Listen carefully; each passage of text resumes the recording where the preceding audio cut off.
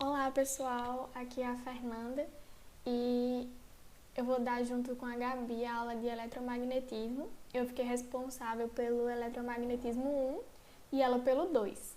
Então vamos lá. O eletromagnetismo ele é um assunto um pouco extenso, então hoje nós vamos dar início, o pontapé inicial aí desse assunto. Nessa aula nós vamos falar um pouco sobre ímãs e também sobre os campos magnéticos. Então, o que é um magnetismo? Então, o magnetismo, ele significa, o estudo dos fenômenos com as propriedades dos ímãs. Então, tudo que envolve ímã, campo magnético, a gente vai estudar aqui. Um ímã tem diversas características, particularidades, e acho importante a gente citar aqui nessa aula. Essa aula vai ser 100% teórica, então realmente é um assunto mais decoreba, essa parte do início, só que é muito importante para que a gente consiga desenvolver os assuntos sobre o magnetismo que estão por vir, certo? Então, um ímã ele costuma atrair alguns metais, como ferro, níquel, cobalto e algumas ligas metálicas também, como o aço. Uma corrente elétrica gera um campo magnético ao seu redor, vocês vão ver isso nas próximas aulas. E todos os ímãs eles possuem dois polos magnéticos, o polo norte e o polo sul. O ímã natural é a magnetita, que ela é uma rocha, então no Enem também já foi falado um pouco sobre isso, então eu trouxe também a título de curiosidade. A característica mais comum do ímã, trouxe aqui como trocadilho, é a de que os opostos se atraem. E o que eu quero dizer com isso? Eu quero dizer que os polos iguais irão se repelir e os polos opostos vão se atrair. Ou seja, se eu aproximar um polo norte de um ímã de outro polo norte de outro ímã, vai existir uma força aqui, saindo desses ímãs, que eu representei pela setinha aqui, que ela não vai deixar com que eles se toquem. Então vai haver uma força de repulsão que ela atua aqui, afastando o ímã. Então ela está no sentido contrário do que a gente está propondo, A gente quer juntar, então tem uma força que não deixa que eles se unam. Então existe uma força de repulsão. A mesma coisa vai acontecer aqui se a gente unir o polo sul de um ímã com o polo sul de outro ímã, Eles não vão se aproximar e vai ter uma força de repulsão aqui entre eles, certinho? Já quando a gente aproxima o polo norte de um ímã com o polo sul de outro ímã, a gente percebe uma força de atração. Um ímã se sente atraído pelo outro e aí eles colam, Como a gente acho que todo mundo já viu, quando a gente junta um ímã e eles se aproximam é porque nós estamos aproximando dois polos distintos. Outra particularidade são os domínios magnéticos de Weiss, certo? Que nada mais é do que a inseparabilidade dos polos de um ímã. E o que eu quero dizer com isso?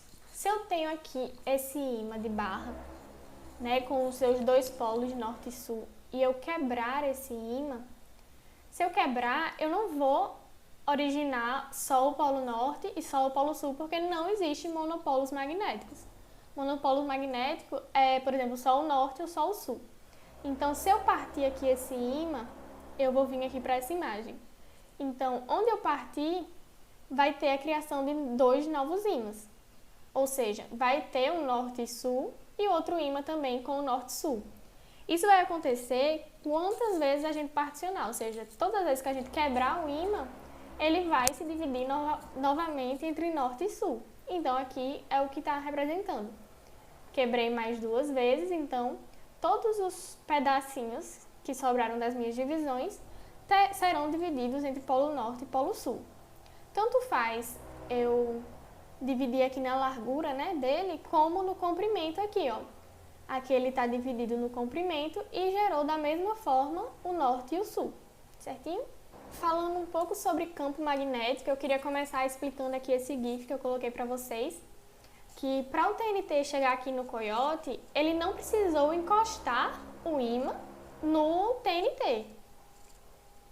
Por quê? Porque o ímã está gerando um campo magnético, ele está gerando uma força de atração para esse barril, sem que eu precise de fato encostar. Óbvio que aqui está uma coisa bem caricata, Uma intensidade de campo bem forte, mas Isso aqui representa bastante que quando a gente tem um ímã, a gente não precisa encostar, a não ser se a intensidade dele for muito pequena, mas normalmente a gente não precisa encostar no material que a gente quer atrair por causa do campo magnético que ele gera.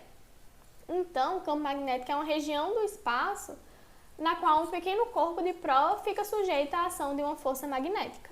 Aqui são algumas particularidades do campo magnético. Ele é uma grandeza vetorial, ou seja, tem módulo, direção e sentido. A convenção adotada para as linhas de campo, elas saem do polo norte e vão para o polo sul. Eu acho que é uma das coisas que mais cai da parte teórica de magnetismo. E o campo magnético vai ser mais intenso nos polos. Vou mostrar para vocês nessa figura aqui, ó. A gente tem um ímã de barra com o polo norte e o polo sul. E aí, ó, a gente tá vendo que as linhas saem do norte, certo? E entram aqui no polo sul. Saem do norte e vão em direção ao polo sul do ímã, tá bem? E aí, ó, a gente consegue ver aqui que nos polos as nossas linhas estão bem concentradas. Tem muitas linhas aqui, elas estão muito próximas, tanto no polo norte quanto no polo sul. Só que ao passo que ela vai saindo do polo, vocês podem observar, ó, que elas vão se afastando. Elas vão se afastando, então isso quer dizer que a intensidade do campo magnético vai diminuindo. Então, quanto mais perto as minhas linhas de campo estão, quanto mais densas elas estão, mais intenso vai ser o meu campo magnético. Uma coisa importantíssima a se dizer é acerca do campo magnético da Terra. Os polos magnéticos não condizem com os polos geográficos. E o que eu quero dizer com isso? Nessa imagem aqui, a gente percebe que as linhas de campo saem do polo norte magnético e vão para o polo sul magnético, certo? Então aqui, quando eu estou nessa imagem, se o meu polo sul, né, polo sul geográfico, tem as linhas saindo dele para o norte geográfico, então quer dizer que aqui, no nosso sul geográfico, tem um norte magnético. Por quê? Porque as linhas de campo estão saindo dele. Então, se elas estão saindo aqui do sul geográfico para o norte geográfico, é porque os polos magnéticos estão invertidos. Ou seja, vão sair aqui do norte magnético para o sul magnético, certo? Então, é muito importante a gente lembrar que os polos magnéticos não condizem com os polos geográficos. Vão ser sempre opostos. Então, no meu norte geográfico, eu tenho um sul magnético e no meu sul geográfico, eu tenho um norte magnético. Então, quando a bússola ela aponta para o norte da Terra, quer dizer que lá existe um polo sul magnético. Porque a nossa bússola, né, uma bússola, ela funciona da seguinte maneira. O ponteiro norte, né, que é o ponteiro geralmente pintado, o ponteiro vermelho, ele sempre vai apontar para o norte magnético. Só que como a bússola é um ímã, então um polo norte da bússola tem que apontar para um polo sul. Então, se ela aponta para o norte geográfico, lá no norte geográfico precisa existir um sul magnético. A mesma coisa quando ela aponta para o sul geográfico. Se o meu ímã está apontando o seu polo sul para o sul geográfico, então lá tem que ter um norte magnético. Por isso que a gente diz que não é igual, certinho? Foi um assunto bem curtinho mesmo, porque é mais a parte teórica, então eu separei aqui 2 exercícios para a gente praticar um pouco sobre esses conceitos abordados na aula, até para não ficar tão cansativo assim. Então vamos lá. As bússolas são muito utilizadas até hoje, principalmente por praticantes de esportes de aventura ou de enduros a pé. Esse dispositivo funciona graças a um pequeno ímã que é usado como ponteiro e está dividido em polo norte e polo sul. Geralmente, o polo norte de uma bússola é a parte do ponteiro que é pintada de vermelho e aponta, obviamente, para o norte geográfico. Na física, a explicação para o funcionamento de uma bússola pode ser dada porque as linhas de campo magnético da Terra se orientam. Então, essa questão está falando de linhas de campo magnético. Então, como a gente viu, as linhas de campo magnético, elas saem do norte e vão em direção ao sul magnético. Então, aqui nessa letra A diz o quê? Do polo sul magnético ao polo leste magnético. Não faz muito sentido porque a gente só tem 2 polos magnéticos, que é o polo sul e o polo norte. Vou pular aqui a letra B. Letra C, na direção perpendicular ao eixo da Terra, ou seja, sempre paralelo à linha do Equador. Também não faz muito sentido porque a gente está falando sobre dois polos magnéticos que são comuns e usuais, né? A letra D também não vai fazer muito sentido, na direção oblíqua ao eixo da Terra, ou seja, oblíqua à linha do Equador. E a letra E na direção do campo gravitacional.